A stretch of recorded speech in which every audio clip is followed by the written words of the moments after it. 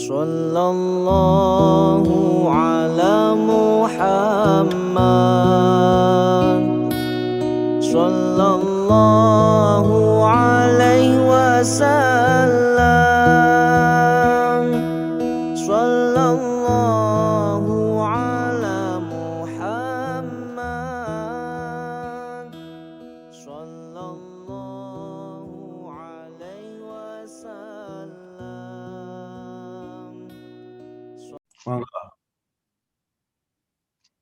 Oh ya. Baik, terima kasih. Bismillahirrahmanirrahim. Assalamualaikum warahmatullahi wabarakatuh.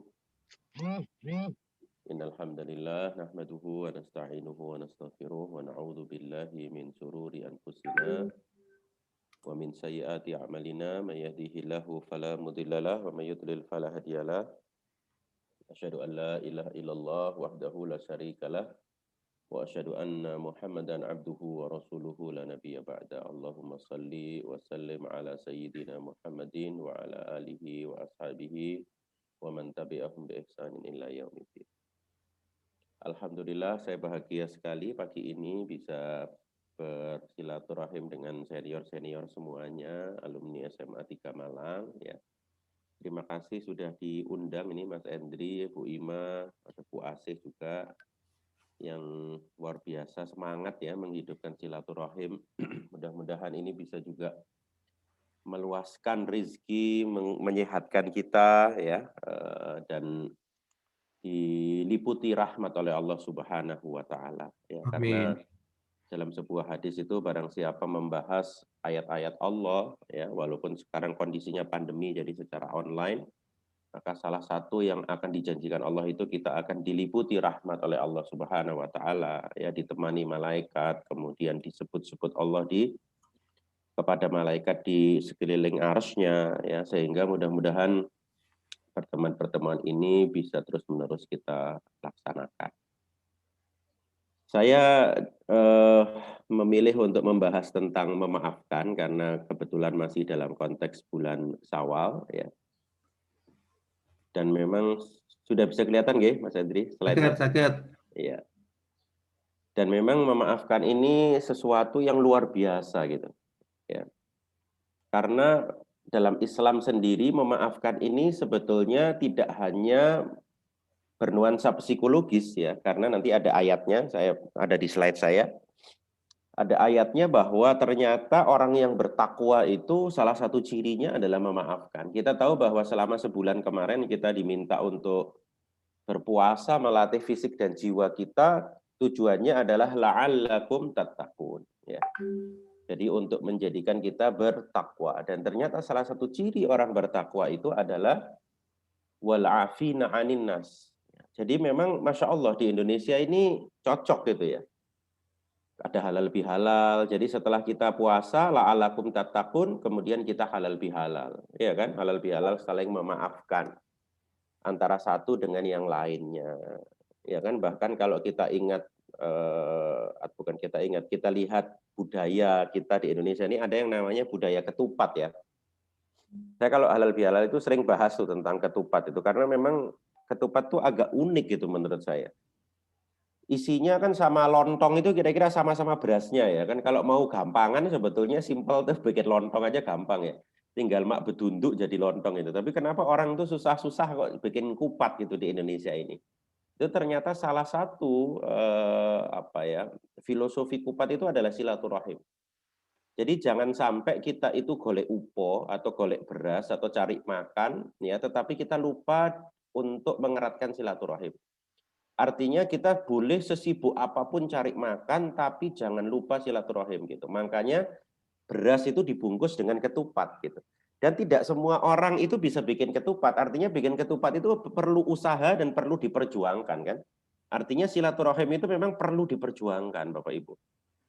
Ya, jadi silaturahim itu sama seperti bikin ketupat, perlu diperjuangkan. Makanya tadi ada Pak Widodo itu dari Pekanbaru berusaha memperjuangkan bisa datang ke Seragen ya.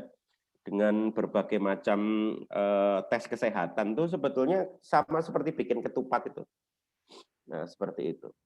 Kalau menurut penelitian di Harvard ya, ini bisa dilihat di YouTube juga, Kalau tidak ketemu riset aslinya bisa dilihat di YouTube atau di TED Talks ya, bisa diketik saja nanti longest study on happiness ya.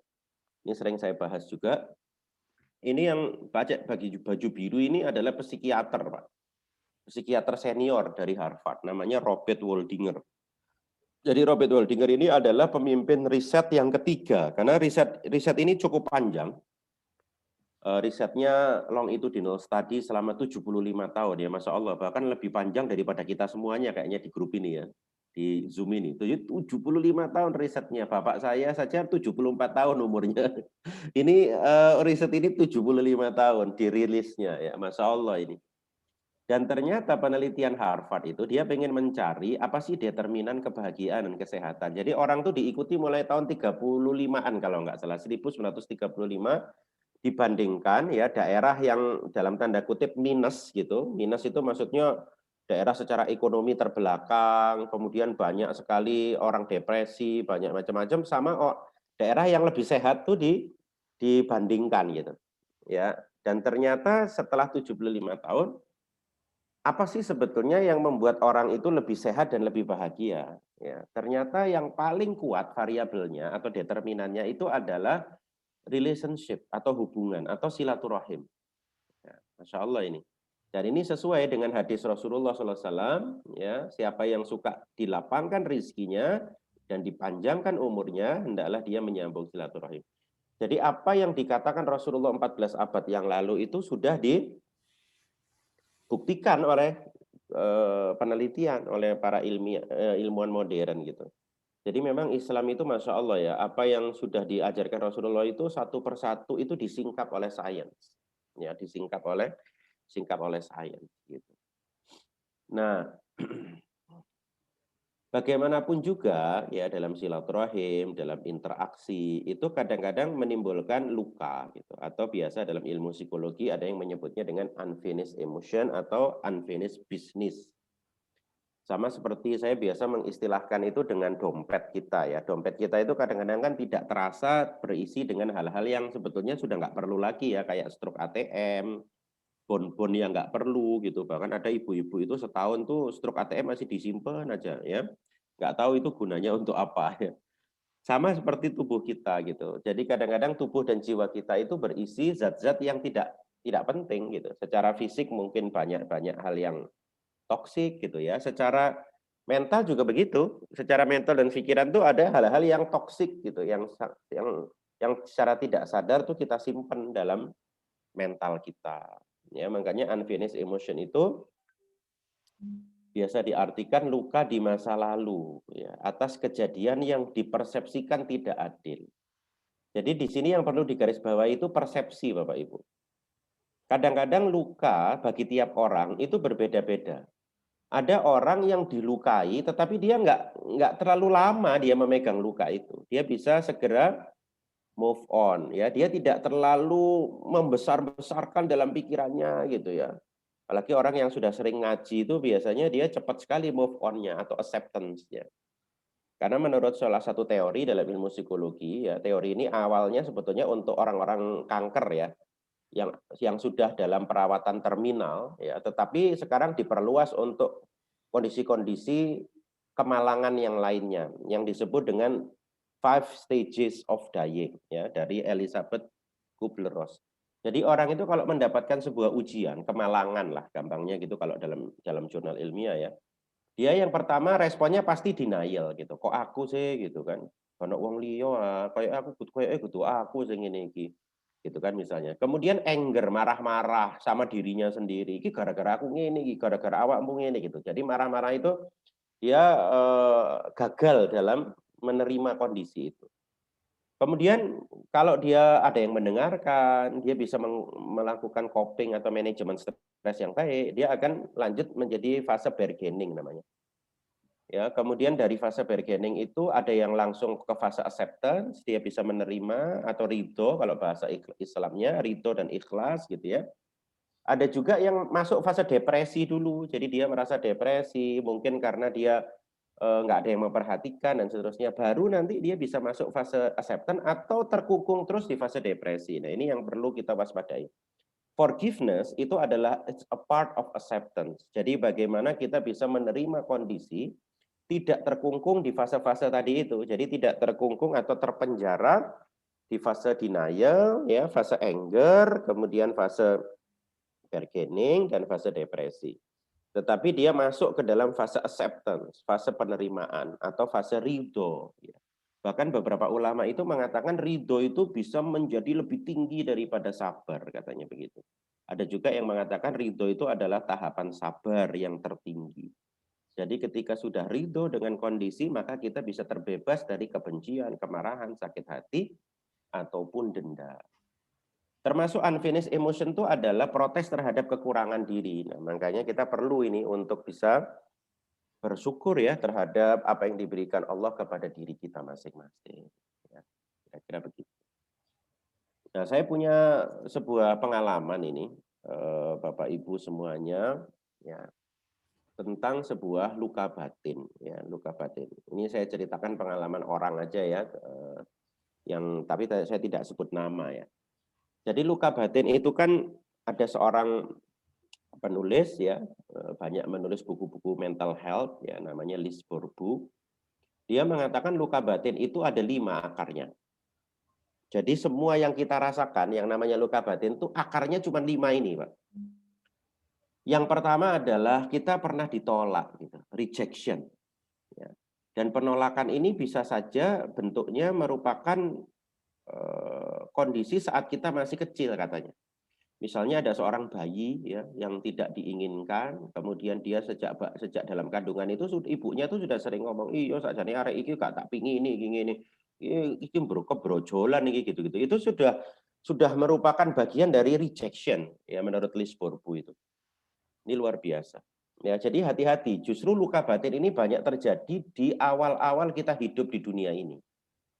Ya, kemudian diperkuat oleh pengalaman-pengalaman sesudahnya. Ya.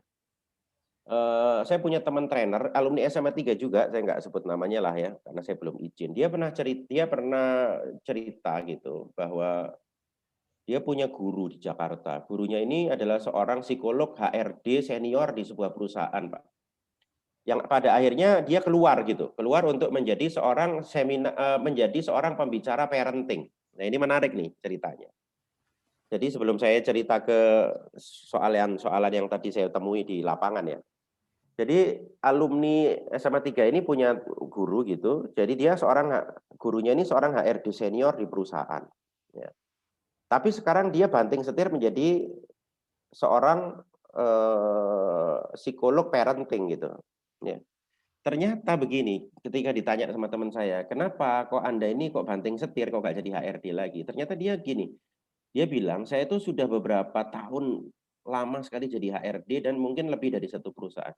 Dan ternyata permasalahan di kantor katanya, setelah saya konseling, itu rata-rata awalnya itu adalah masa kecil Bapak Ibu. Ya, masa kecil ternyata. Jadi makanya dia kemudian banting setir, semua akar persoalan yang dia temui di perusahaan dia, itu ternyata adalah masalahnya itu di parenting, di masa kecil. Di pola asuh, kemudian di pertemanan, di perundungan atau bullying ya di sekolah gitu ya. Makanya ada program teman-teman di psikologi UGM ya, Center for Public Mental Health itu kan banyak melakukan uji coba tentang yang namanya school well-being ya, kesejahteraan sekolah itu. Ternyata masalah itu bisa menyelamatkan masa depan gitu. Karena ternyata yang namanya luka batin itu bukan hanya pada saat kita besar ya, justru pada saat kita kecil yang namanya penolakan, kemudian pengabaian, ya, terus penghinaan atau perundungan sekarang barangkali ya, bullying itu, humiliation itu ya. Kemudian pengkhianatan dan ketidakadilan. Ya. Nah, saya pernah punya pengalaman tentang masalah pengkhianatan gitu. Jadi saya pernah ada sebuah sesi di sebuah kota ya di luar Jawa. Tiba-tiba seminggu kemudian saya ditelepon oleh seorang yang katanya mengikuti saya gitu. Karena waktu itu kan saya bicara di banyak tempat di kota itu termasuk di televisi juga di televisi lokalnya ya. Nah dia itu dengan menangis tuh telepon saya, dokter terima kasih saya ini udah sembuh katanya. Loh "Ibu emang sakit apa?" Gitu kan. "Saya ini kena ini, menometoragi," katanya. Kata dokter itu menometoragi. Jadi dia perdarahan di luar haid yang frekuensi dan, jumlahnya itu tidak bisa dikendalikan gitu. Ya tentu penyebabnya bisa berbeda-beda. Tetapi ketika dia melihat ceramah saya, waktu itu saya tanya kan, "Saya waktu itu ceramah tentang apa yang Ibu lihat?" Dokter ceramah tentang terapi memaafkan, ya tentang memaafkan. Hanya 30 menit saja katanya waktu itu di televisi. Dan dia coba untuk memaafkan. Kebetulan dia ini mohon maaf punya pengalaman yang tidak mengenakan dengan mantan suaminya dan ketika dia mengingat wajah mantan suaminya itu sering keluar darah. Sering keluar darah yang sudah dia periksakan ke dokter dan dikasih obat, masih belum bisa normal 100%.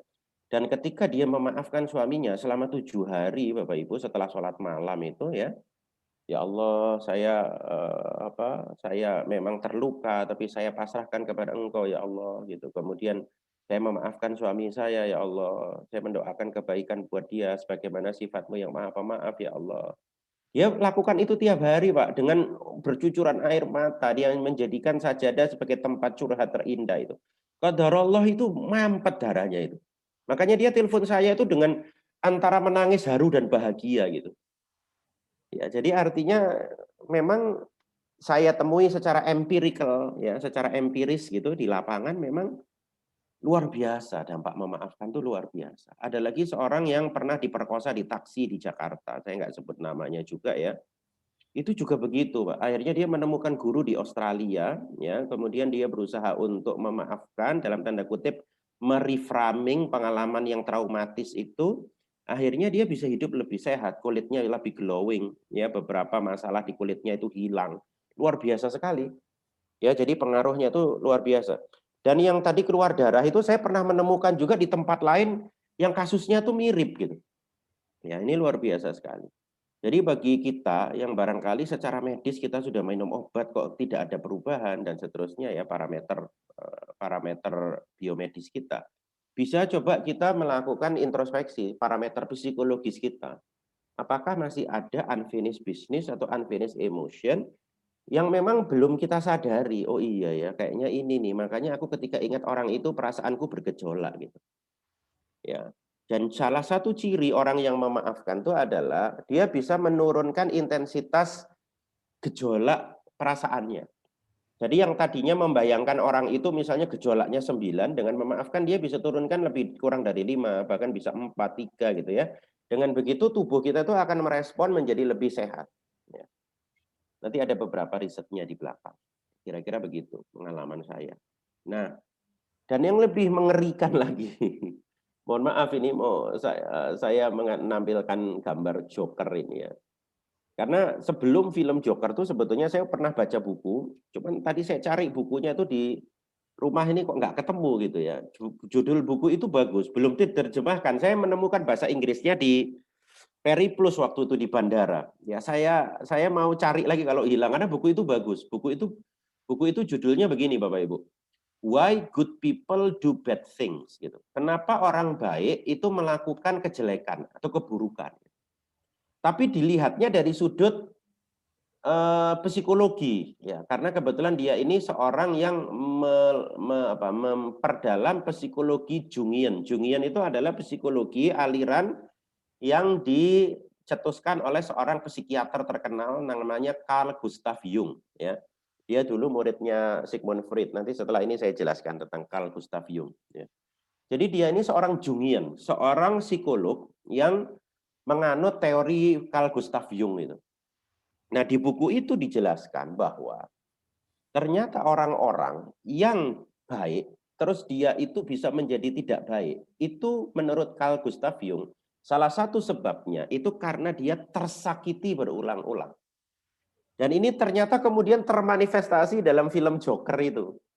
Film Joker nanti bisa dilihat trailernya ya. Jadi saya sendiri belum pernah lihat secara utuh film ini.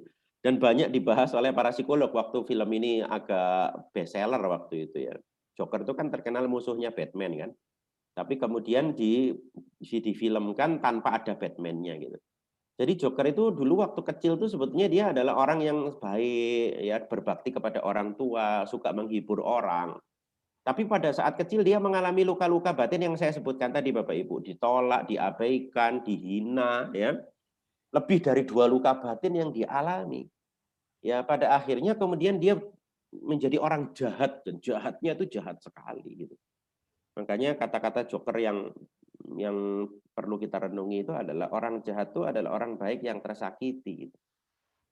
Ya, ini menarik sekali nih dan itu secara empiris bisa kita temui, bukan orang jahat lah, setidaknya orang berubah.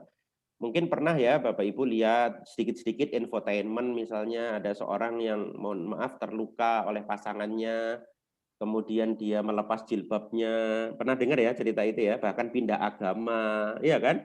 Sekarang bahkan foto-fotonya sudah jangankan nggak pakai jilbab, foto-fotonya sudah menggunakan pakaian-pakaian yang tidak sopan.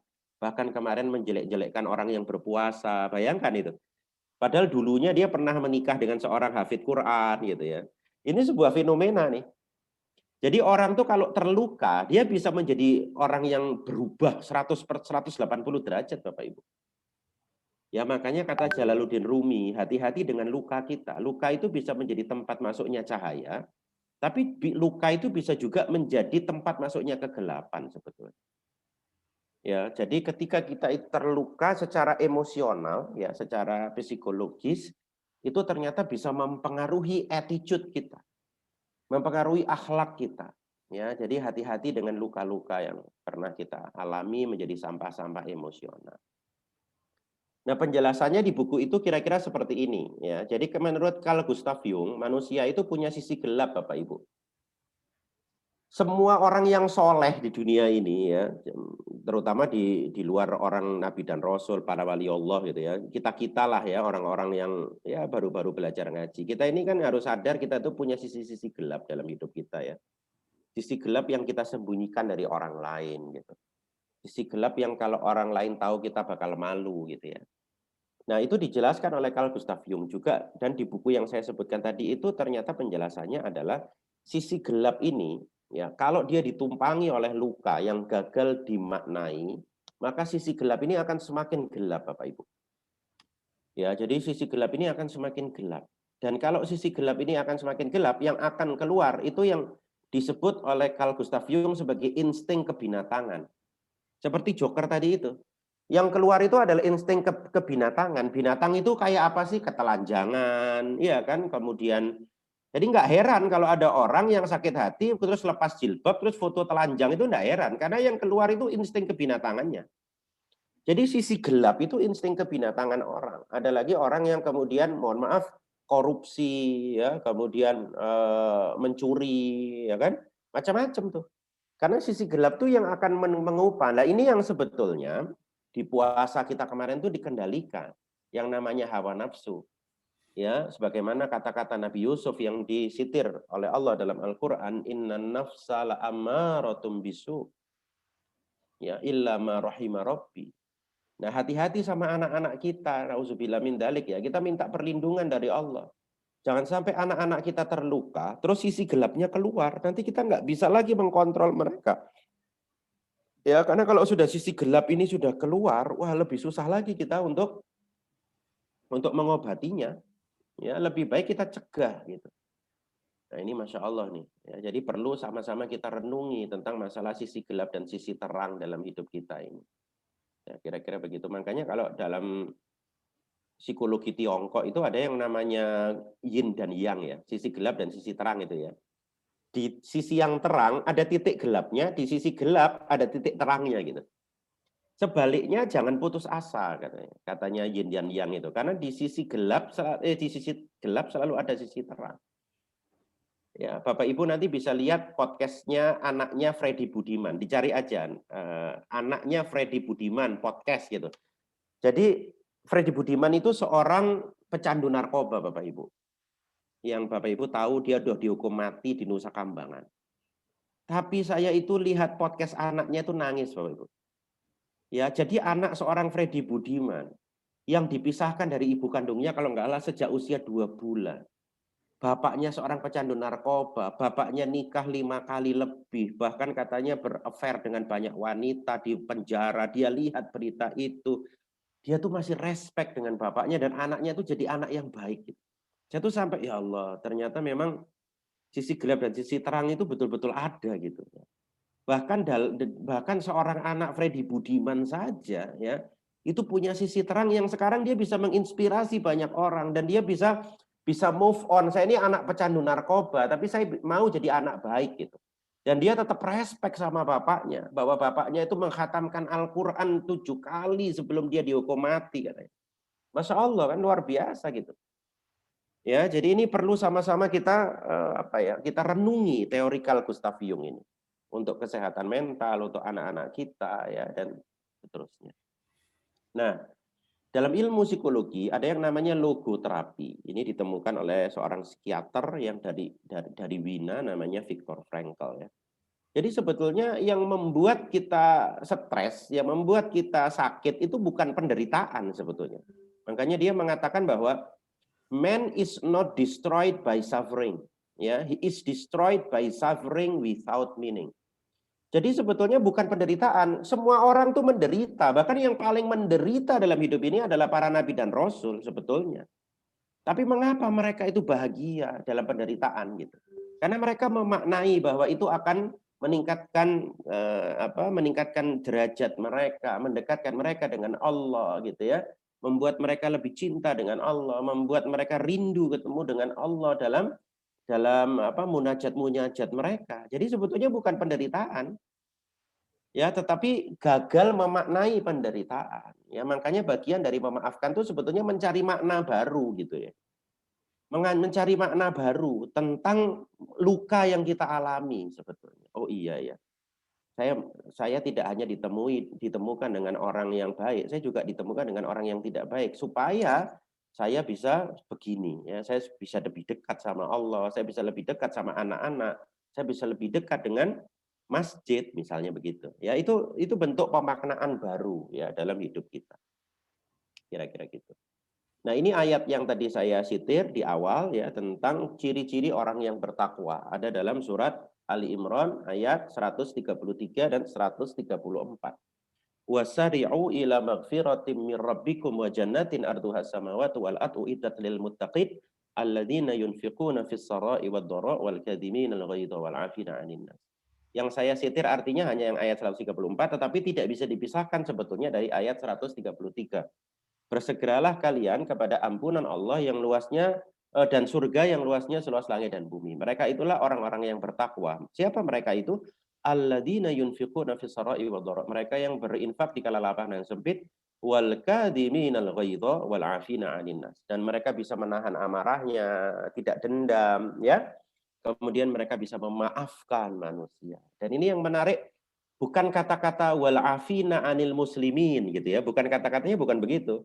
Tapi wal afina anin nas, memaafkan manusia. Jadi memaafkan tuh nggak peduli latar belakang, nggak peduli dia orang mana, kulitnya apa, ya agamanya apa. Karena sesungguhnya memaafkan itu untuk diri kita sebetulnya, bukan untuk orang itu. Orang itu mungkin tetap dihukum mati di persidangan, ya. Tetapi kita ini bisa nggak kita move on gitu ya dari luka batin kita, ya kira-kira begitu.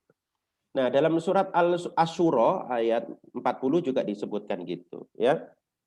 Dan balasan suatu kejahatan wa jazaa'us sayyi'atin sayyi'atun mithluha. Dan balasan suatu kejahatan adalah kejahatan yang setimpal. Di sinilah kemudian memang dalam Islam itu ada yang namanya hukum kisos. Jadi boleh, tapi tidak boleh melebihi dan mengurangi ya. Harus setimpal. Makanya perlu ada pengadilan, ya. Tapi ada lanjutannya, wa man afa wa aslaha fa ajruhu 'ala Allah, ya. Jadi barang siapa yang memaafkan dan berbuat baik ya, maka pahalanya dari Allah. Jadi belum selesai sebetulnya. Kita boleh membalas ya, tetapi memaafkan dan berbuat baik itu lebih baik. Artinya gini, itu diserahkan pada diri kita masing-masing. Apakah kita menuntut balas atau kita mau memaafkan gitu ya. Jadi Islam itu punya beberapa way out, beberapa jalan keluar gitu. Membalas boleh asal lewat jalur pengadilan karena kita tidak boleh zolim. Tetapi ya memaafkan itu jauh lebih baik. Atau jalan dua-duanya, di pengadilan tetap jalan tetapi kita memaafkan untuk diri kita sendiri. Itu hebatnya Islam Bapak Ibu. Jadi Islam itu punya beberapa way out karena Islam itu tahu gitu manusia itu beraneka macam ragam karena yang menciptakan kita Allah Subhanahu wa taala. Ya, kira-kira begitu. Atau dalam hadis ini saya bahas dulu tentang ayat-ayat dan hadisnya ya. Jadi pintu surga itu dibuka setiap hari Senin dan Kamis. Kayak hari ini kita Kamis ini pintu surga dibuka itu. Maknanya adalah Allah Subhanahu wa taala itu mengampuni lebih banyak orang hambanya di hari Senin dan hari Kamis. Ya. Jadi setiap hari Senin dan Kamis itu Allah lebih banyak mengampuni orang-orang, terutama dosa-dosa kecil itu diampuni oleh Allah. Tetapi ada perkecualian. Ya, orang-orang yang syirik itu nggak akan diampuni kecuali dia bertobat dengan taubatan nasuha. Sama satu lagi nih yang luar biasa. Jadi kita akan kehilangan ya privilege untuk diampuni Allah di hari Senin dan Kamis jika di hati kita masih ada syahna, masih ada dendam ya kepada tetangga kita, saudara kita, mantu kita, anak kita, teman kita. Ya, selama dendam itu masih ada, Allah itu memerintahkan kepada malaikat, angziru hadaini hatta yastaliha. Angziru sampai diulang 3 kali. Tundalah ampunan bagi keduanya. Lah ini yang menarik. Jadi bukan salah satu. Allah nggak peduli mana yang salah, mana yang benar dulu. Bagi keduanya tidak akan diampuni. Ya, jadi bagi keduanya ini. Nanti bisa dilihat dari sini bisa dicari hadis riwayat Imam Muslim dan Abu Dawud ya. Jadi ada beberapa riwayat tentang hadis ini. Hadis ini sahih ya. Jadi kalau kita mau diampuni Allah, mendapatkan privilege dari Allah untuk diampuni di hari Senin dan hari Kamis, kita maafkan sebanyak-banyaknya orang. Dan mungkin Bapak Ibu ingat ada sebuah hadis ya di mana Rasulullah itu tiba-tiba sebentar lagi akan ada ahli surga. Ternyata ada seorang sahabat yang terlambat datang ke masjid, wudunya masih basah di jenggotnya, dia bawa sandal itu. Masih ingat ya kisah hadis itu ya. Sampai ada seorang sahabat, kalau saya tidak salah Abdullah ibnu Mas'ud itu nginep di rumahnya 3 hari 3 malam. Dan dia tidak menemukan ada amal yang istimewa pada orang ini. Sampai akhirnya Abdullah bin Mas'ud itu bilang, udah saya tak pulang aja deh, saya itu sebetulnya pengen tahu amalanmu. Karena kata Rasulullah, kamu itu ahli surga. Kamu lihat sendiri, saya itu amalannya segini-gini tok gitu. Sholat malam ya arang-arang misalnya gitu ya. Ini ya. Ternyata dia terus bilang, mungkin ini sebabnya. Saya tuh sebelum tidur selalu memaafkan orang yang menyakiti saya. Masya Allah kan? Ya. Jadi kalau panjenengan itu amalnya biasa-biasa aja, maka pemaafannya harus luar biasa gitu. Ya, itu message dari hadis ini. Apa sih memaafkan itu? Memaafkan itu sebetulnya kita melepaskan cengkraman. Jadi ibarat saya mencengkram bolpen ini Bapak Ibu ya. Jangan diceketem luka itu, tapi dilepaskan gitu. Seperti yang saya ceritakan di awal tadi. Ya Allah, hari ini saya merasa terluka ya Allah, tapi saya pasrahkan kepada Engkau dan aku memaafkan orang yang melukaiku ya Allah. Bagaimana sifatmu yang maha pengampun dan maha pemaaf gitu ya. Sambil kita mendoakan kebaikan buat orang itu. Kalau kita sudah siap, sudah kuat gitu ya. Jadi jangan diceketem luka itu, tapi harus diungkapkan. Kalau istilahnya Robert Enright, seorang ahli pemaafan itu uncovering. Jadi luka itu tidak akan bisa kita rawat kalau luka itu tidak bisa diekspos gitu ya. Kalau dalam ilmu kedokteran tuh makanya luka itu harus dibuka. Band-aid atau apa covernya itu harus dibuka biar kita tahu oh luka ini ada nanahnya, oh luka ini ada apa infeksinya. Kita tahu tuh, bahkan bau luka itu bisa kita cium gitu. Ya, sama seperti luka batin. Luka batin tuh harus di-uncover, harus dibuka. Oh iya, saya tersakiti oleh dia pada saat itu gitu. Bahkan beberapa teman-teman psikolog itu menyuruh kita menuliskan semua luka itu. Nggak peduli kita sambil nangis-nangis gitu, karena itu penting sekali. Ya, makanya uncovering itu bagian awal dari kita menyembuhkan luka dan memaafkan orang. Harus diceritakan, harus dituliskan, ya harus diingat memang luka itu. Ya, itu yang kadang-kadang kita perlu didampingi karena ada orang yang ketika mengingat luka dia mengalami katarsis yang luar biasa ya atau katarsis itu perluapan emosi yang luar biasa gemetar ya. Dan ini hanya bisa ditanggulangi oleh terapis terlatih Bapak Ibu. Ya, di terapis terlatih bisa menanggulangi orang yang sedang katarsis gitu ya, sedang emosinya tuh sedang pengen dikeluarkan gitu ya. Seperti itu. Kalau enggak kita bingung sendiri nanti. Oke, apalagi dalam sesi hipnoterapis misalnya ya. Ada yang namanya tempat kedamaian dan seterusnya. Jadi memang kita punya cara-cara menanggulangi orang yang dalam kondisi seperti itu. Karena pada saat uncovering phase ya, fase pembukaan luka itu paling berat dalam hidup Bapak Ibu. Ya, dan memang harus dibuka, bisa lewat berbagai macam cara, ya, uncovering fase itu.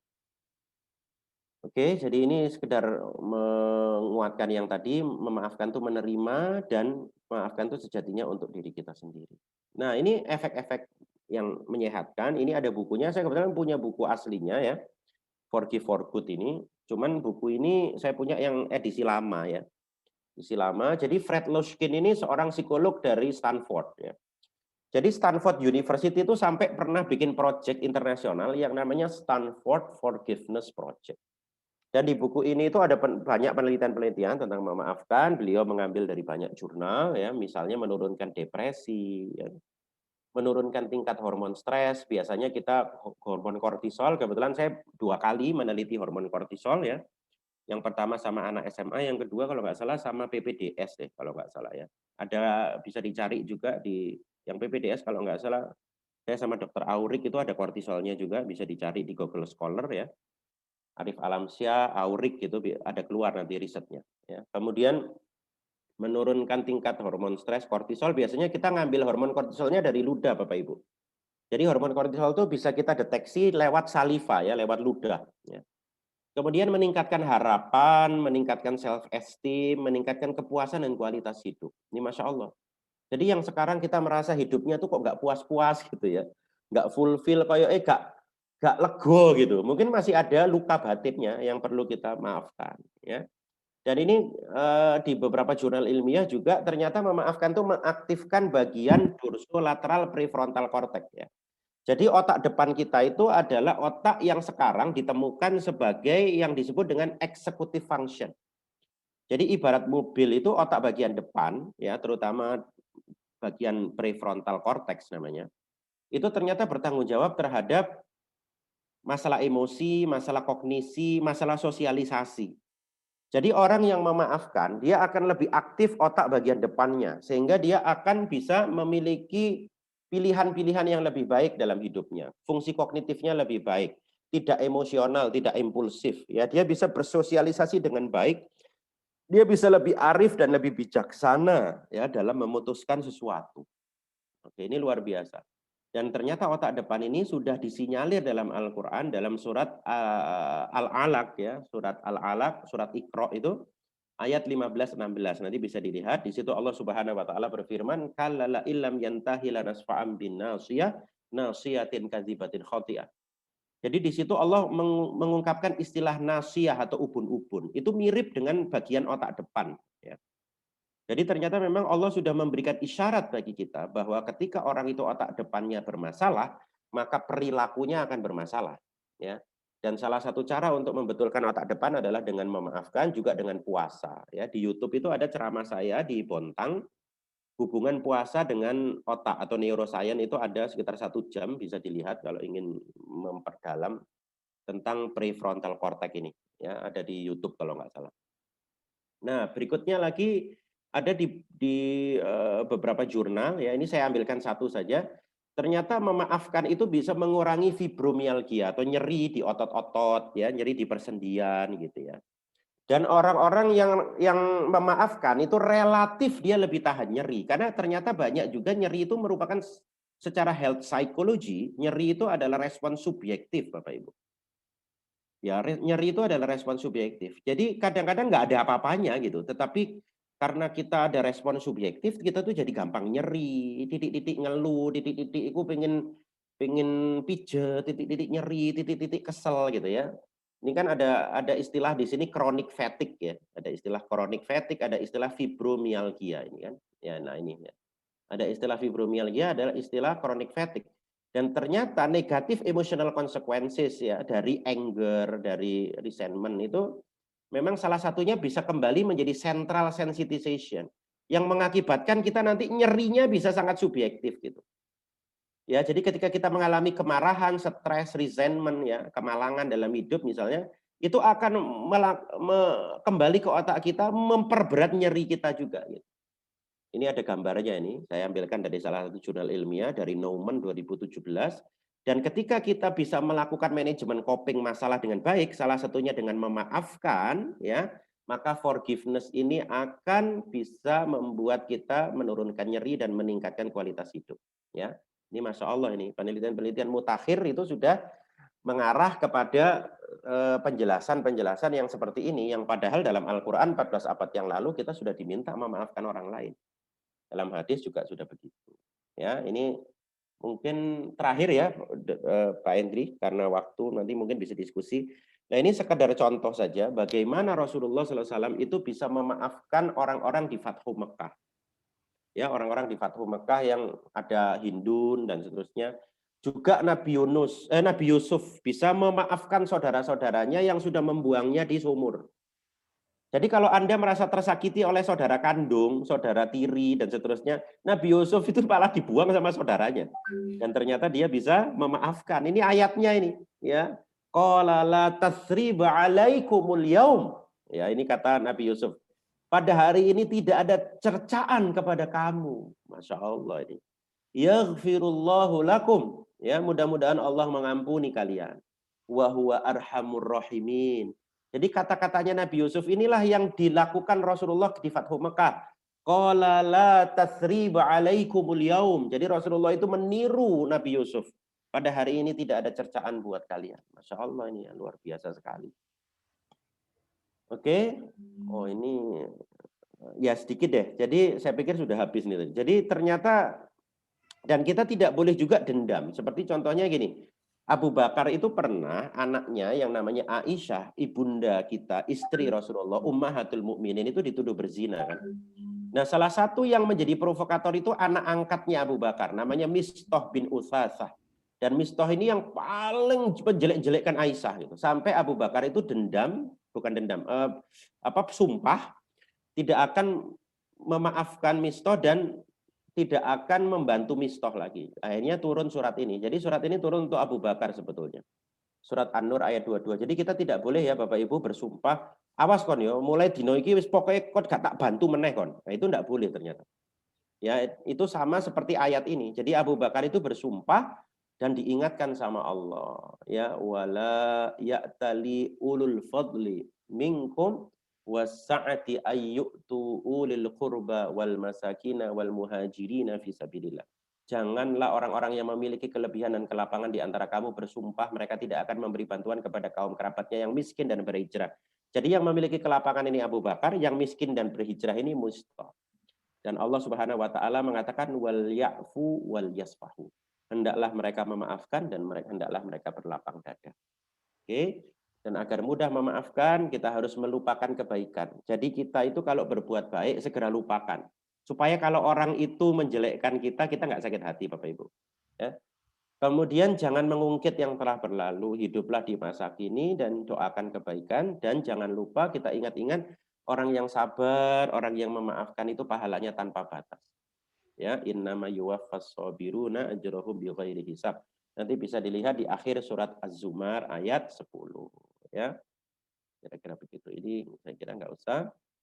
Terakhir saya ingin tutup dengan hadis Rasulullah. Saya sering ulang-ulang hadis ini, ya, supaya kita termotivasi untuk bisa memaafkan dan tidak membuka aib orang, bisa menolong orang lain. Ya, Rasulullah bersabda begini, Bapak Ibu. Siapa saja yang menghilangkan kesusahan seorang saudaranya dari beberapa kesusahan dunia, maka Allah akan hilangkan kesusahannya dari beberapa kesusahan pada hari kiamat. Siapa saja yang memudahkan kesulitan, maka Allah akan mudahkan ia di dunia dan di akhirat. Masya Allah ya. Jadi kalau kita lagi sulit, justru kita harus banyak membantu orang yang sulit, supaya kita dimudahkan dari kesulitan kita. Siapa saja yang menutupi aib orang, maka Allah akan tutupi aibnya. Jadi kita harus banyak nutupin aib orang, sebagaimana kita ingin aib kita ditutupi sama Allah Subhanahu wa taala. Dan Allah akan menolong hambanya selama hambanya itu menolong saudaranya. Ya, jadi mari kita di bulan Syawal ini kita sempurnakan bulan puasa kemarin dengan hablum minanas yang baik, berhalal bihalal yang baik. Kita move on ke depan karena kemarin sudah berlalu. Kita maafkan banyak orang, kita menolong banyak orang, karena ternyata memaafkan itu tidak hanya meningkatkan derajat kita, membuat kita diampuni Allah, tapi menyehatkan kita secara jasmani dan rohani. Saya kira terima kasih seperti itu. Mohon maaf jika ada kesalahan karena saya bukan ustadz, ada beberapa mungkin yang saya salah baca dan seterusnya. Dan mudah-mudahan silaturahim kita dilanggengkan Allah hingga jannah dan kita bisa ketemu dengan Rasulullah SAW di surganya. Kita bisa mencium keningnya, kita bisa memeluk beliau, mencium tangannya, kita bisa mengucapkan terima kasih kepada beliau. Assalamualaikum warahmatullahi wabarakatuh. Saya kembalikan. Waalaikumsalam warahmatullahi wabarakatuh. Subhanallah, alhamdulillah, luar biasa materi kajian pada pagi hari ini. Menjadi peringatan bagi kita yang tidak suka memaafkan. Saya yakin masih banyak teman-teman yang akan menanyakan sesuatu. Waktunya untuk dilakukan. Monggo siapa yang akan bertanya terhadap hal-hal yang sudah disampaikan dengan Mas Arif. Silakan dibuka aja mic-nya. Assalamualaikum. Waalaikumsalam. Waalaikumsalam. Apa ini Mbak Retno ya? Oke, Mbak Retno monggo. Mau izin tanya, itu kalau definisi memaafkan itu seperti apa ya, Pak Ustadz ya? Jadi kalau apakah melupakan sama sekali gitu ya, atau bagaimana gitu? Ya. Kadang-kadang kita kan perlu mengingat untuk menjaga diri gitu ya. Ya. Ya, matur nuwun. Tadi ya makasih Bu Retno, pertanyaannya luar biasa. Tadi ada dalam salah satu slide, jadi memaafkan itu sebetulnya bukan melupakan, ya, juga bukan memaklumi kesalahan. Jadi definisinya itu sebetulnya memaafkan itu yang paling mudah adalah ketika kita mengingat persoalan itu, maka intensitas emosinya sudah jauh berkurang bahkan hilang. Jadi itu yang bisa dipegang. Ya. Jadi ketika kita mengingat peristiwa atau orangnya, maka intensitas emosi yang kita rasakan itu sudah jauh berkurang atau hilang. Itu definisi memaafkan. Makanya memaafkan itu sebuah kontinum sebetulnya. Bisa jadi hari ini turun, kita memaafkannya dari intensitas emosinya dari 10 jadi 8. Setelah ikut acara ini nanti turun lagi jadi 5. Nanti setahun lagi bisa turun lagi jadi 3 gitu ya. Sampai kemudian 10 tahun baru hilang, clear, tinggal 1 gitu. Ya, bahkan dalam buku-buku pemaafan itu ada yang sampai butuh 8 tahun, 10 tahun, 15 tahun gitu ya. Nah, kira-kira begitu. Jadi nggak mungkin secara ilmu neuroscience kita melupakan itu nggak bisa. Forgetting itu nggak mungkin karena otak kita itu punya memori kan. Jadi kita justru jangan berusaha untuk mengartikan pemaafan itu sebagai melupakan, tetapi kita mencari sebuah makna baru ya dengan memaafkan ini sampai kemudian kita mengalami sebuah penurunan intensitas emosi ya. Mencari makna baru inilah yang sebetulnya banyak cara ya, bisa lewat kayak kajian begini, bisa secara sosial kita mengalami oh mungkin dia punya masalah kali ya gitu. Kita berempati ya secara sosial kepada orang yang menyakiti kita ya kan. Jadi dengan begitu akan muncul makna-makna baru dan itu menurunkan intensitas emosi kita terhadap peristiwa yang menyakitkan itu. Kira-kira begitu, Mbak Retno. Iya, matur nuwun. Sami-sami. Nuwun Mbak Retno, mungkin ada lagi teman-teman. Ada? Kalau belum ada, saya dulu Mas Arif nggih. Monggo Mas Hendri. Tadi ada sebagian Mas Arif menyampaikan satu kata aja, persepsi. Ya. Jadi persepsi ini sebenarnya masalah besar bagi kita. Karena hampir semua orang itu mempunyai persepsi yang berbeda terhadap suatu masalah. Ini yang menyebabkan jadi luka dan kadang-kadang juga sulit memaafkan, itu tadi yang sudah disampaikan Mas Arif. Saya menjadi pertanyaan saya, persepsi ini adakah kaitannya dengan tingkat pengalaman kita, tingkat batin kita, kekuatan iman kita, sehingga kita mempunyai persepsi yang berbeda. Ini kaitannya dengan hati kita itu seperti apa ya? Karena ada juga ya, saya melihat ya, orang yang sholatnya khusyuk susah juga memaafkan. Ini gimana ya relevansinya, Mas Arif? Ya. Ya, makasih Mas Hendy pertanyaannya ya. Jadi persepsi itu memang dibentuk oleh berbagai macam hal. Ya. Yang pertama dibentuk oleh pengalaman. Pengalaman itu akan menjadi filter dalam persepsi kita. Kalau dalam ilmu psikologi, apalagi ilmu NLP itu disebutnya sebagai filtering. Ya. Jadi pengalaman yang masuk itu akan jadi filter. Maka kita akan mencoba membandingkan peristiwa sekarang dengan pengalaman kita. Bahkan kata Daniel Amen itu sebetulnya pikiran kita itu pikiran yang kita ulang-ulang aja gitu ya. Kita ulang-ulang aja, kita connecting the dots dengan masa lalu gitu. Kemudian yang kedua dari knowledge. Jadi betul kata Mas Endri, knowledge itu bisa merubah persepsi. Ya, knowledge itu bisa merubah persepsi. Apalagi knowledge yang diulang-ulang ya dan disampaikan dengan cara yang baik dengan orang yang dipercaya.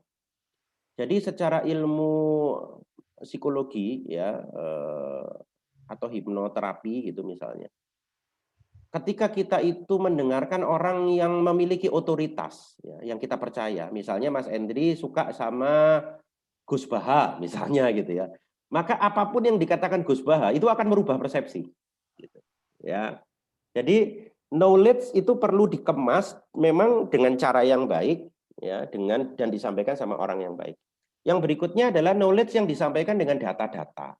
Ya, dengan data-data itu bagi orang-orang yang sifatnya thinking, yang sifatnya logis, maka dia bisa merubah persepsi memang.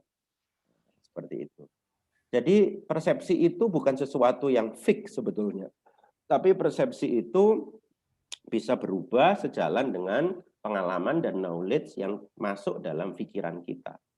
Dan memang betul persepsi itu bisa sangat berbahaya ya, karena persepsi itu bisa menimbulkan titik buta. Kalau istilah di mobil itu ada mobil yang ketika kita belok itu ada titik buta yang kita nggak bisa lihat kan.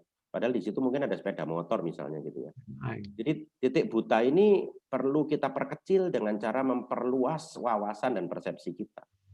Sehingga titik buta itu tidak membahayakan kita dalam melihat sebuah fenomena. Jadi message-nya adalah perbanyaklah meningkatkan knowledge kita, baik dengan mengikuti ceramah, training, membaca, bercerita dengan orang lain, ngobrol ya. Kemudian juga kita tidak perlu semuanya itu connecting the dot dengan masa lalu gitu ya. Jadi masa lalu itu tidak perlu semuanya harus menjadi sebuah acuan kebenaran gitu ya. Itu yang penting gitu. Sehingga kalaupun kita kembali ke masa lalu, kita hanya melihat hal-hal yang positif, tidak melihat hal-hal yang negatif, apalagi menilai seseorang karena hanya dari masa lalu yang kita temui, dan kita melakukan stereotyping kepada orang-orang di masa kini atau masa depan. Gitu. Saya kira itu sih Pak Mas Hendri, sedikit mungkin wawasan saya tentang masalah persepsi ya. Iya,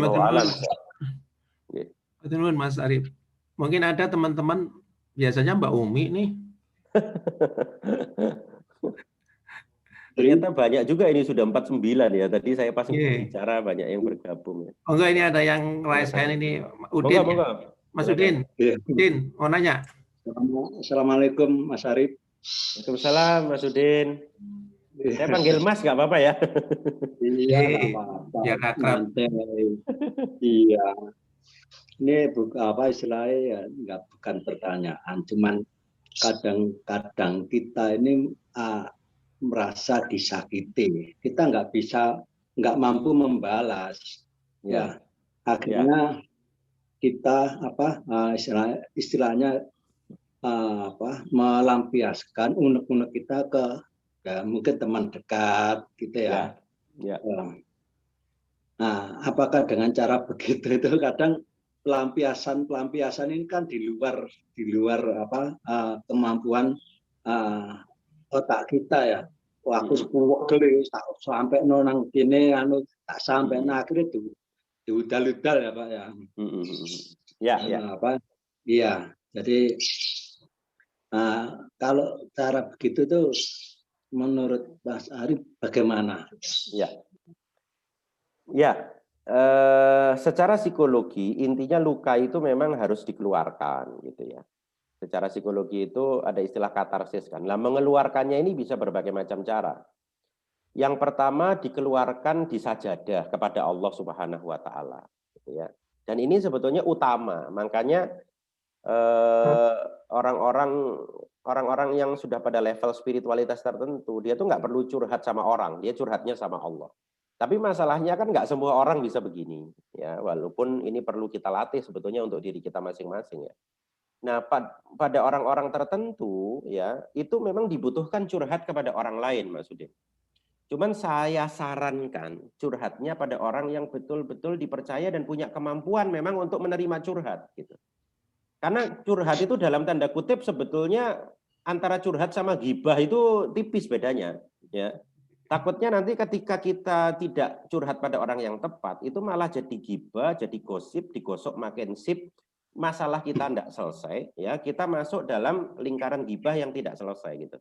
Jadi saran saya, kalaupun kita harus curhat sama orang yang secara spiritual lebih baik dari kita, secara psikologis lebih baik dari kita, secara pengalaman lebih baik dari kita, secara otak lebih arif dan bijaksana prefrontalnya, kira-kira begitu. Sehingga dia itu bisa betul-betul memberikan solusi atau setidaknya mendengarkan kita itu dengan baik, ya. Sehingga kita plong, masalahnya tidak melebar kemana-mana, kita bisa menutupi aib orang, karena bagaimanapun juga kan kita punya tanggung jawab menutupi aib orang, ya. Nah, seperti itu. Syukur-syukur kepada ustadz yang punya background psikologi yang bagus, ya, pada psikiater atau psikolog yang terlatih. Nah, syukur-syukur kita curhatnya kepada para profesional itu atau pada ustadz-ustadz tersebut, sehingga Masya Allah kita bisa memang mendapatkan solusi, gitu. Jadi memang harus dikeluarkan, ya, lewat berbagai macam cara. Saya kira begitu, Mas Udin, jawaban dari saya. Iya, Mas Arif, matur nuwun. Sami-sami. Assalamualaikum. Waalaikumsalam warahmatullahi Ini ada yang wabarakatuh. raisen lagi, apa nih? Luki dulu ya, Luki ya, ntar Nung. Luki Oke. ini juga tadi raisen. Luk. Ya. Suwun. Rumah. Yo, sip. Mas Arif, assalamualaikum. Waalaikumsalam, Mas Luki. Saya tertarik tadi mengenai masalah persepsi, ya. Ya. Saya pengen anggap aja simulasi, ya. Anggap aja saya ini profesor, doktor, SHMA dan seterusnya. Saya pandai lah. Saya menguasai ilmu. Nah, tapi saya mengidolakan seseorang, gitu kan. Nah, suatu saat orang yang saya idolakan ini kemudian melakukan sebuah kesalahan, Ya. Berbohong, dia zalim pada orang, Ya. terus apalagi ya, banyak melakukan hal yang juga menyakiti saya, gitu kan. Ya. Tapi kenapa kok sama dia itu saya masih mengidolakan dia, masih percaya sama dia, gitu kan. Ini ada apa, gitu kan. Itu Ya. satu. Simple pertanyaan saya. Ya. Tapi jawabannya bisa panjang. Yang kedua, apakah memaafkan itu harus dinyatakan secara verbal? Oh ya.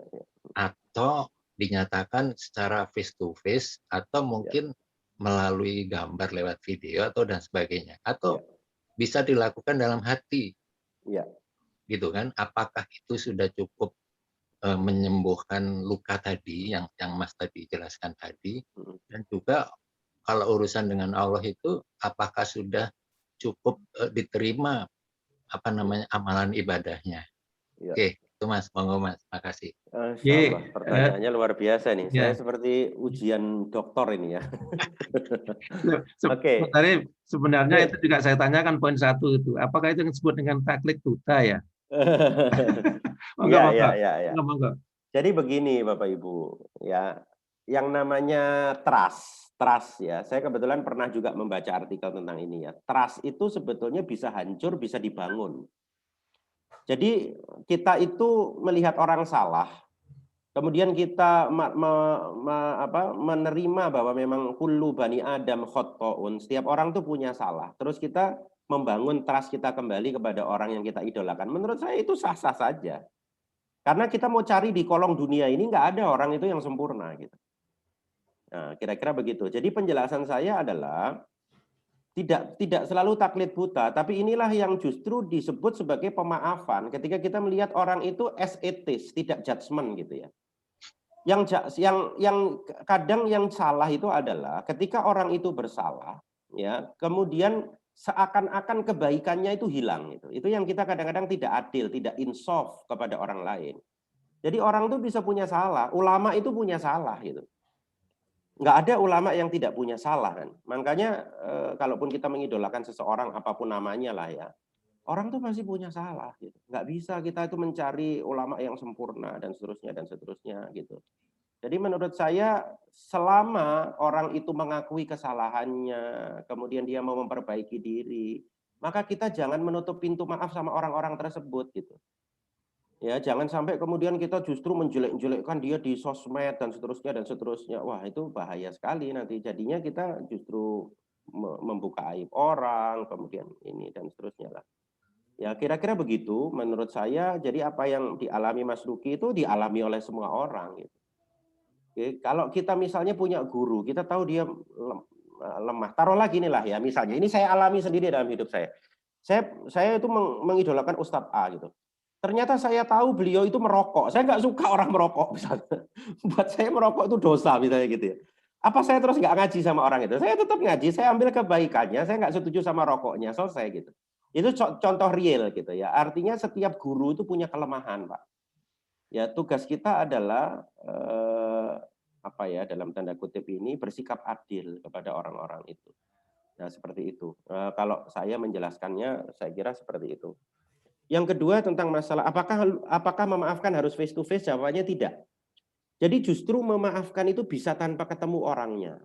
Ya, bahkan beberapa teman-teman psikolog, konselor itu tidak harus menterapi orang itu dengan orang itu harus ketemu orangnya. Bisa ketemu dalam imajinasi, bisa juga hanya menulis ya, menuliskan pengalamannya itu ya, seakan-akan mengalami kejadian itu lagi ya, bisa juga seperti itu. Jadi tidak harus ketemu dengan orangnya secara face to face.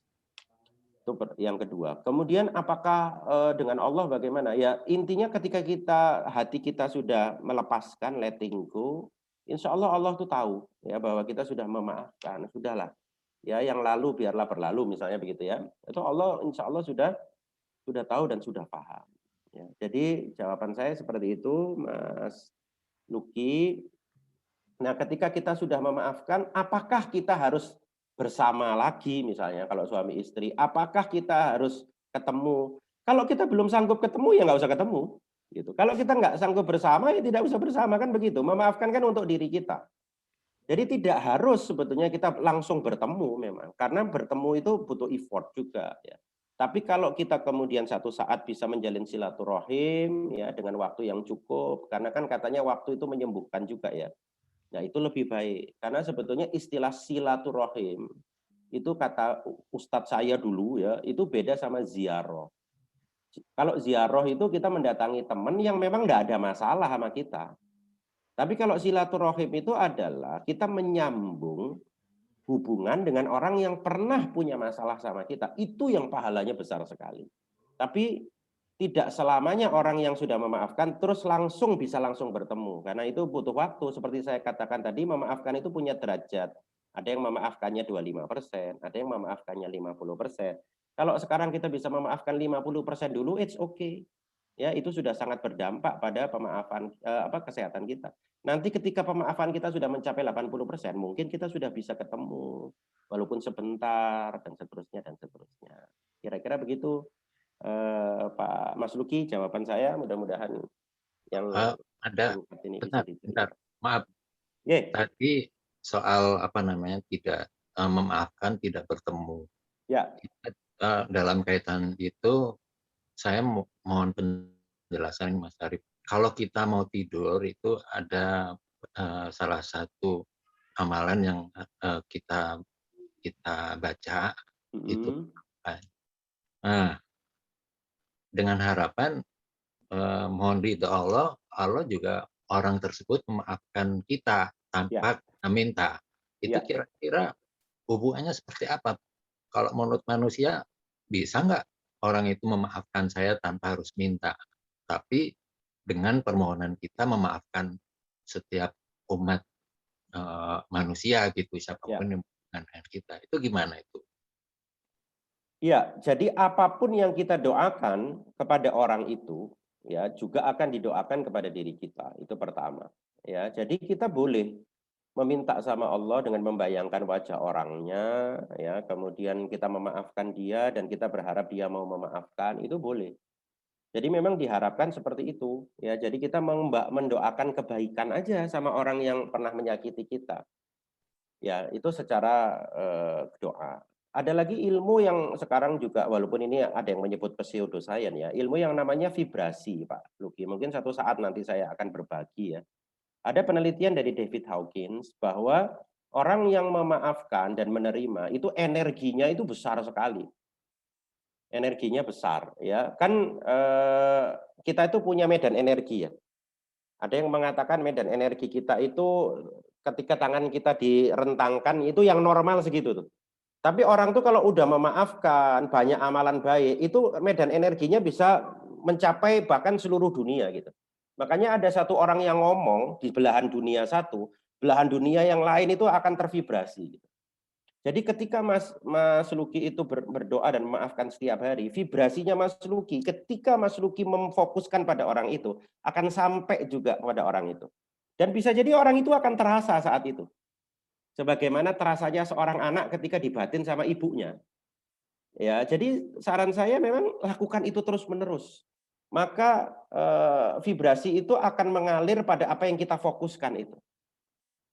Ya, jadi orang itu juga akan merasakan.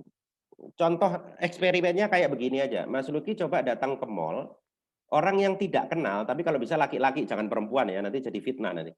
Laki-laki itu panjenengan lihat dari jauh, lihat aja terus, lihat. Kemudian Anda sambil bilang dalam hati, coba kamu lihat ke saya, coba kamu lihat ke saya. Saya yakin nggak lama orang itu akan ngelihat kita. Ya kira-kira gambarannya seperti itu. Jadi Mas Luki memang harus banyak membayangkan orang itu, membayangkan kebaikan orang itu sambil mendoakan, sehingga dia akan merasakan vibrasinya walaupun berjauhan. Dan saya beberapa kali melakukan itu dan beberapa kali Masya Allah gitu. Tiba-tiba dia tuh WA saya gitu. Kemarin ini ada kejadian seperti itu, Pak. Aduh, aku kayak ono sing salah, apa ya. Terus saya minta maaf sama Allah, terus saya bayangin dia mudah-mudahan dia nggak salah paham gini-gini.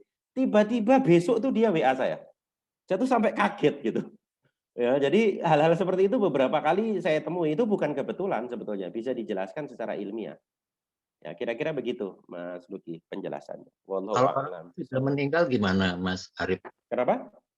Kalau kita salah sama seseorang, belum sempat minta maaf, tapi orangnya meninggal, bagaimana?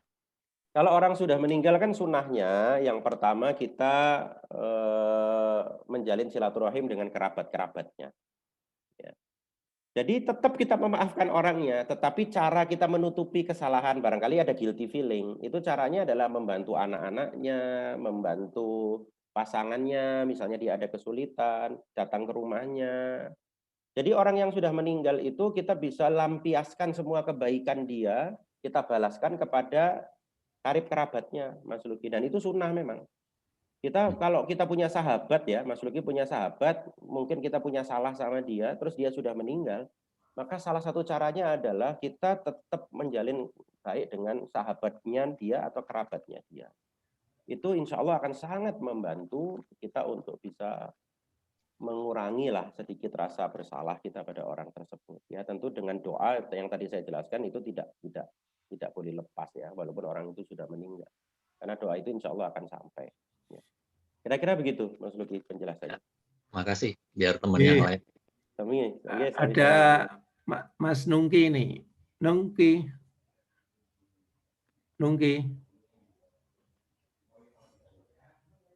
Ini ada pertanyaan di chat, Pak Henry.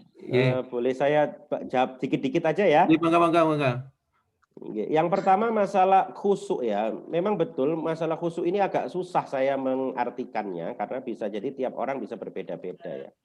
Jadi untuk masalah yang khusyuk barangkali nanti satu saat bisa diskusi tersendiri ya. Kemudian dari Bu Asih ini. Menurut saya ikhlas maafkan itu lebih mudah daripada sebaliknya. Karena dengan ikhlas dan maafkan tidak menyakiti diri sendiri. Di suatu ketika ada yang menyakiti kita, tapi kita emang gua pikirin, apa bedanya? Oh iya. Jadi emang gua pikirin itu kalau dalam ilmu psikologi itu bisa bermakna ganda. Bisa kita memaafkan kalau kita tidak mengungkitnya, tapi bisa juga ini yang menurut saya agak berbahaya, namanya numbing. Ya. Numbing itu mematikan rasa dan itu justru tidak sehat bagi emosi kita. Ya, jadi ada istilah dalam ilmu psikologi itu yang namanya numbing. Aku sudah mematikan rasa sama dia, gitu ya. Itu bahaya malahan. Ya, karena orang-orang seperti itu yang numbing, ya, itu nanti dia tidak kuat secara mental. Mentalnya itu menjadi rapuh. Dan dia menjadi orang yang tidak mau ketemu dengan permasalahan. Gitu. Ya, padahal orang itu nggak mungkin nggak ketemu permasalahan. Nah, itu gitu. Jadi Bu Asih, jadi emang gua pikirin kalau Bu Asih saya yakin emang gua pikirannya itu sudah memaafkan. Artinya dia tidak lagi bisa menyakiti Bu Asih secara mental gitu ya. Maksudnya Bu Asih sudah move on lah, sudah saya maafkan lah, itu EGP-nya. Karena ada anak muda itu yang ngomongnya EGP, tapi sebetulnya dia masih ngungkit gitu, atau numbing, dia mematikan rasa gitu ya. Ini yang mungkin perlu diwaspadai. Nah, ketika kita sudah maafkan tapi kita ingat kesalahannya masih marah, apakah belum memaafkan? Saya tidak bilang belum memaafkan, tapi mungkin memaafkannya masih dalam proses. Seperti saya tadi bilang. Memaafkan itu ada kontinumnya. Bisa jadi barangkali memaafkan kita masih 30%, Bu Dwi. Nanti setelah kajian ini naik lagi jadi 50%. Nanti ketika Anda tahu, oh ternyata dia baik ya orangnya ya, naik lagi jadi 70%. Jadi memang memaafkan itu sebuah proses perjalanan, journey.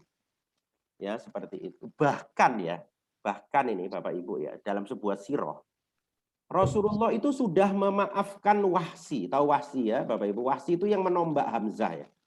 Tapi di sirah itu diceritakan Rasulullah itu tidak pernah menatap wajahnya Wahsy secara langsung sampai dengan meninggal, Bapak Ibu. Ya, apa artinya? Artinya Rasulullah itu memang sakit hati sekali dengan Wahsy itu karena menombak pamannya. Dan ketika di sirah itu diceritakan, Rasulullah itu kenapa tidak mau melihat Wahsy? Karena Rasulullah mengatakan begini, ketika aku melihat Wahsy, aku melihat wajah pamanku di perang Uhud. Dan aku lebih baik tidak melihat wajah Wahsy, tapi aku memaafkan Wahsy. Ya, jadi Wahsy itu sampai menangis gitu, menangis ketika Rasulullah itu wafat. Gitu. Karena pada saat itulah Wahsy bisa melihat wajah Rasulullah walaupun Rasulullah sudah meninggal. Jadi Wahsy pun tahu Rasulullah itu tidak pernah melihat Wahsy secara langsung. Makanya Wahsy itu tidak mau melihat mata Rasulullah di depannya. Wahsy itu kalau rindu sama Rasulullah itu melihatnya itu sambil ini Bapak Ibu. Sambil sembunyi-sembunyi itu. Sampai seperti itu. Jadi wajar saja itu manusiawi gitu.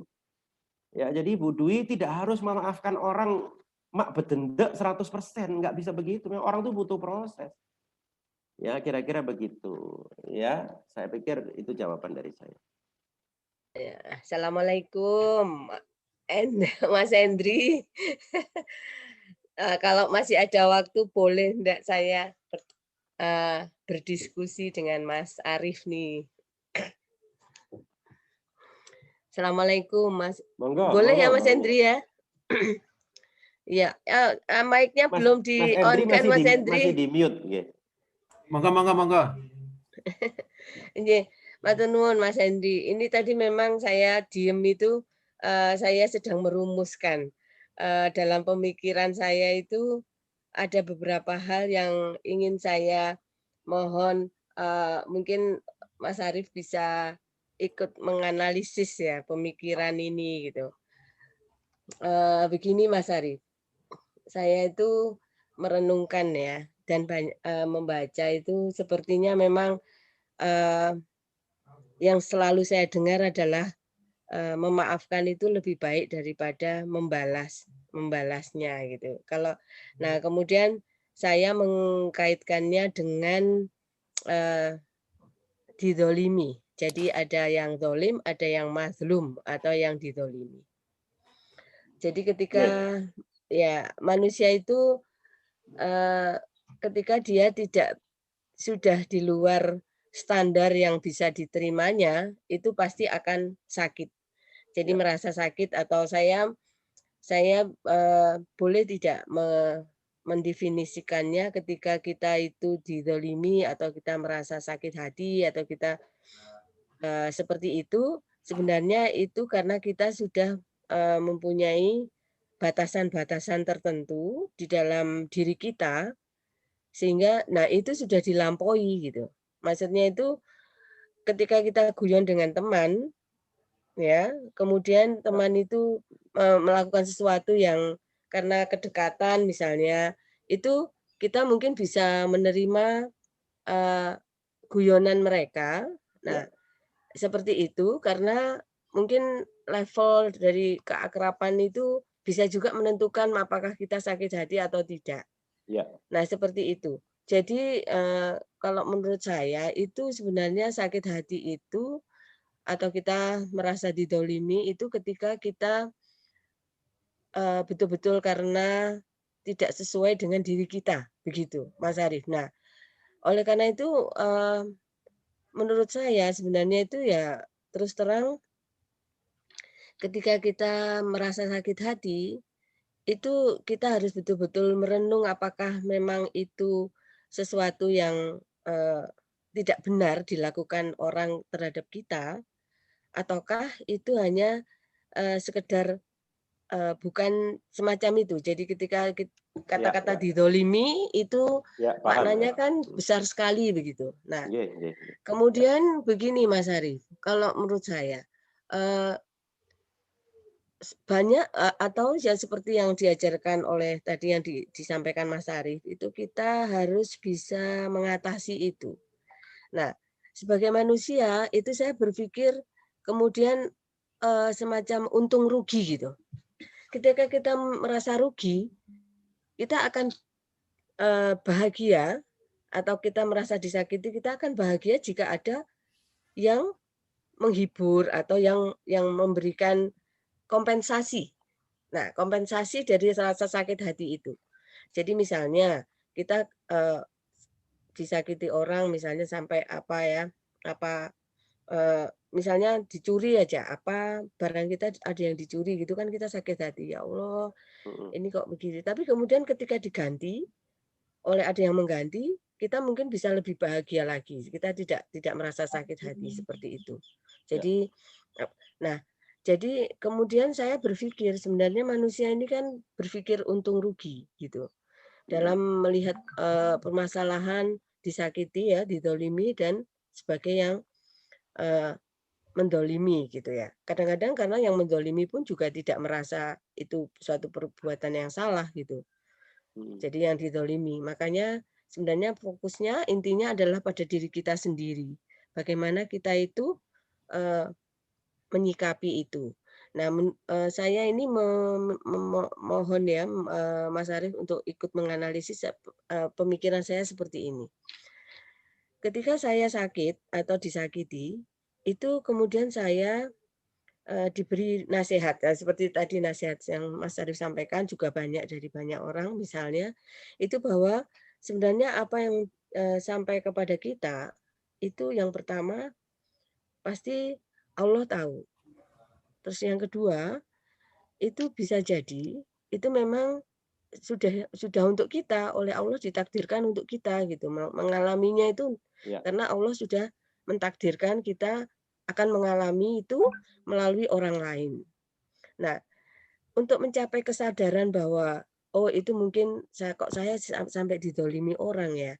Apakah mungkin saya pernah bersalah ataukah ada sesuatu yang saya pernah berdosa pada orang lain sehingga saya diingatkan oleh Allah semacam ini. Untuk mencapai kesadaran itu perlu waktu yang sangat lama, Mas Arief.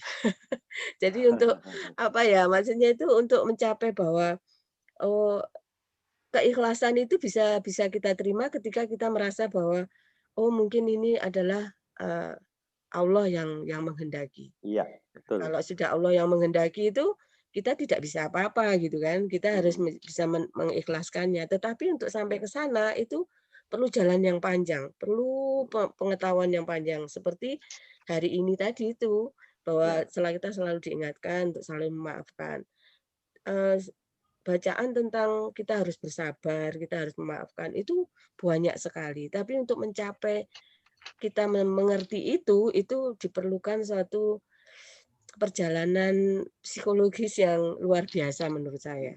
Karena kita harus tahu bahwa Allah itu mengajari kita, mengedukasi kita, tapi cuma kita itu bisa mengerti, bisa sampai ke sana atau tidak, itu yang kemudian tergantung dari pribadi masing-masing begitu.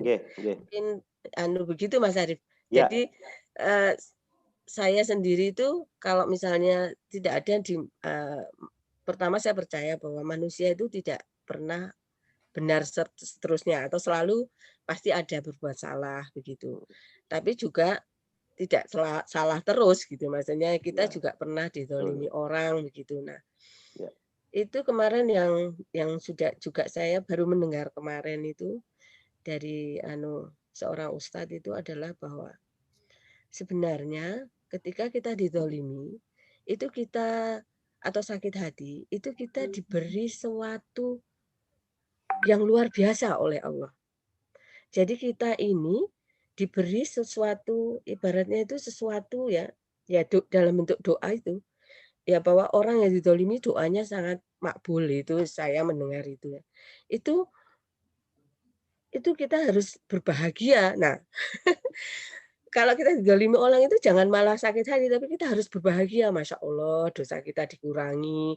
Kemudian insya Allah seperti itu. Kemudian kita diberi sesuatu yang sangat mujarab, sangat sakti, yaitu doa. Nah, doa ini jangan sampai kita itu salah gitu. Karena biasanya orang sakit hati kalau kita misalnya masih emosional, seperti kata Mas Arief tadi, belum mencapai pengertian yang sangat tinggi, itu biasanya doanya kan, mudah-mudahan aja kamu mengalami hal yang seperti saya alami. Nah, itu kan doa itu semacam itu tuh wajar gitu, normal.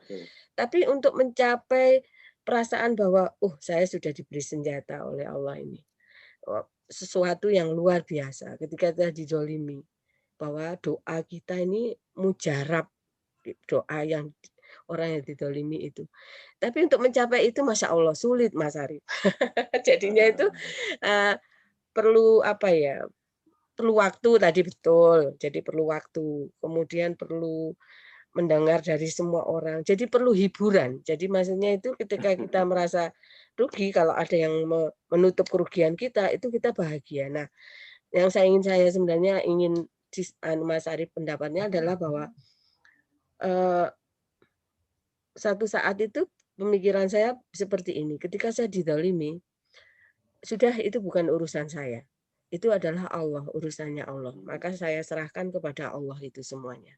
Saya itu ketika saya merasa tidak bisa mengatasinya, saya mengatakan itu adalah sudah urusan Allah saja.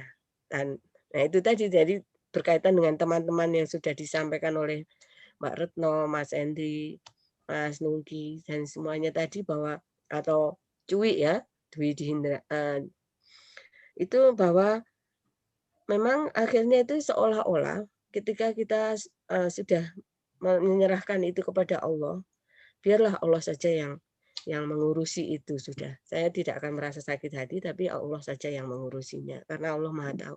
Nah, sikap semacam ini bagaimana, Mas Arief? Ya. Jadi, apakah itu juga tergolong, nggak mau tahu aku. Ya tadi itu kayak mungkin Asih bilang, udah nggak saya pikirkan lagi, saya lupakan. Cui juga bilang gitu. Ya. Nggak Nah ya. Itu boleh nggak sebenarnya? Tapi dalam hati itu pemikiran saya seperti itu gitu. Ya. Baik, seperti Mbak itu Mas. Umi. Saya sudah bisa tangkap ya pertanyaan dan perjalanan Mbak Umi. Jadi apa yang Mbak Umi jelaskan ini sebetulnya adalah pemaknaan sebetulnya. Yang tadi saya sebutkan, orang tidak akan dihancurkan oleh penderitaan. Tapi orang itu dihancurkan oleh kegagalannya dalam memaknai penderitaan. Jadi kalau ditanyakan apa yang dilakukan Mbak Umi ini betul, jawabannya betul. Ya, ketika Mbak Umi bisa memaknai luka itu adalah sesuatu hadiah dari Allah, bukan lagi sebuah hukuman dari Allah, ya. Kemudian memaknai luka itu adalah bahan saya introspeksi diri, bahan saya doa saya dikabulkan. Nah, itu yang namanya pemaknaan atau reframing istilahnya. Jadi Mbak Umi bisa membingkai luka itu menjadi sebuah hadiah justru dari Allah. Ya, ini yang memang perlu waktu, makanya orang perlu meditasi dan seterusnya gitu ya. Saya suka lihat film Kung Fu Panda itu Mbak Umi ya. Kung Fu Panda itu pernah tanya sama gurunya. Ini mungkin sekaligus bisa menyimpulkan apa yang disampaikan Mbak Umi. Kung Fu Panda itu tanya, karena dia agamanya Buddha ya, dia nggak sholat tapi meditasi kan istilahnya ya. Guru, untuk mencapai kesadaran itu, kesadaran murni atau sejatining nur, kalau bahasa kita Jawa itu sejatining nur, menjadi jiwa yang sejati, yang murni, yang fitrah itu, yang fitri itu saya harus ngapain, kata si Kung Fu Panda kepada gurunya. Gurunya ngomong begini, yo kamu harus meditasi dong bertahun-tahun, memang butuh waktu lama gitu. Jadi Kung Fu Panda terus bilang gini, waduh saya nggak sanggup guru kalau meditasi, bang saya ini mudah terganggu gitu. Ibarat kita itu kalau suruh sholat khusyuk itu agak susah gitu. Kemudian si Kung Fu Panda tanya lagi, ada nggak cara yang lebih cepat guru supaya saya bisa mencapai sebuah kesadaran? Gurunya bilang begini, ada. Gitu. Apa itu guru? Kamu harus mampu bersabar dalam penderitaan yang sangat. Maka kamu akan cepat mencapai kesadaran murni. Apa makna dari gurunya ini? Ketika seorang itu bersabar dan memaknai penderitaan yang sangat dari Allah, sebetulnya Allah itu ingin membuat jalan pintas bagi kita mencapai kesadaran. Yang itu hanya bisa diraih oleh seorang ahli ibadah bertahun-tahun, Bapak Ibu. Itulah kenapa Nabi dan Rasul yang disebut dengan ulul azmi minar rusul, itu ada 5.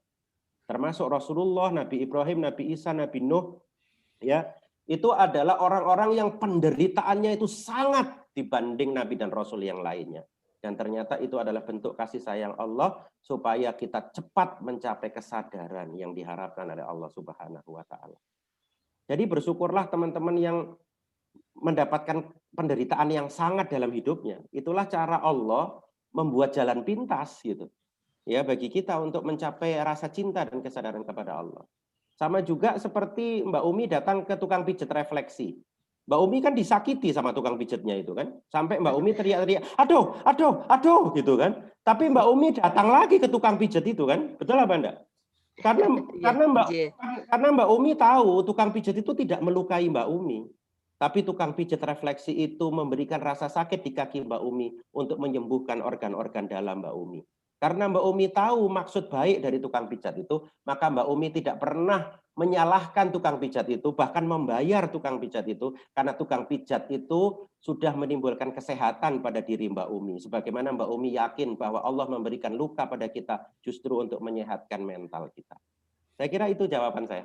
Baik, terima kasih. Ini waktunya juga sudah hampir jam 7 ini. Sebenarnya ada satu lagi pertanyaan tadi ngacung, tapi masih ada nggak ya, Mas Arif? Saya kebetulan ini saya mau berangkat ke Bandung ini, lewat jalan darat 7:30. Saya sedikit aja dari yang di chat, kasihan tadi ada Mbak Ima juga. Jadi Mbak Ima ada seorang ustadz dulu suka terus ikut politik gitu ya. Terus sekarang nggak mau dengerin, wah buat saya rugi sekali Mbak Ima. Jadi tetap aja dengarkan yang baik-baik gitu. Jadi menurut saya cari ilmu itu seluas-luasnya ya, jangan karena nilai setitik kemudian rusak susu belanga kan begitu ya. Jadi menurut saya belajarlah sama orang sebanyak-banyaknya, walaupun ada bagian pendapatnya yang kita tidak setuju gitu, atau pilihan hidupnya yang kita tidak setuju. Ya, saya kira begitu, Mas Endri. Yang lain-lain saya mohon maaf tidak bisa menjawab satu persatu karena kebetulan sekali saya harus pergi keluar kota, jadi tidak bisa menjawab semuanya. Mungkin lain kali, mudah-mudahan nanti Insya Allah bisa silaturahim secara offline barangkali ya, jadi lebih nyaman. Makasih semuanya para senior. Assalamualaikum warahmatullahi wabarakatuh. Waalaikumsalam warahmatullahi wabarakatuh. Waalaikumsalam. Matur nuwun, makasih banyak semuanya. Terima kasih Mas Arif.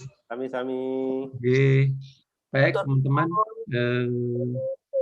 kita tutup sama-sama dengan membaca kafaratul majelis. Subhana wa bihamdika asyhadu alla ilaha anta astaghfiruka wa atubu ilaik. Dan sama-sama membaca hamdalah alhamdulillah. Amin. Makasih semuanya. Mohon maaf kalau banyak kesalahan. Alhamdulillah, Ustaz. Assalamualaikum warahmatullahi wabarakatuh. Izin. Waalaikumsalam. Miss Maria. Yes. Ya.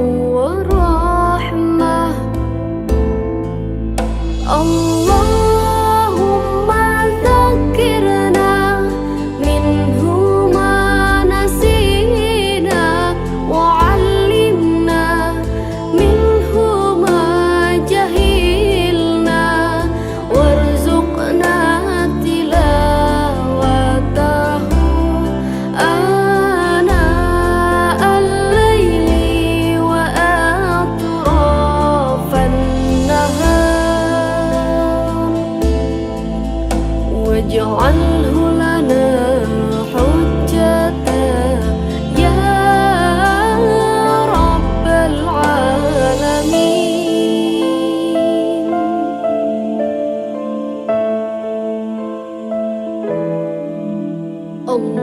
اللهم ارحمنا بالقرآن واجعله لنا إماما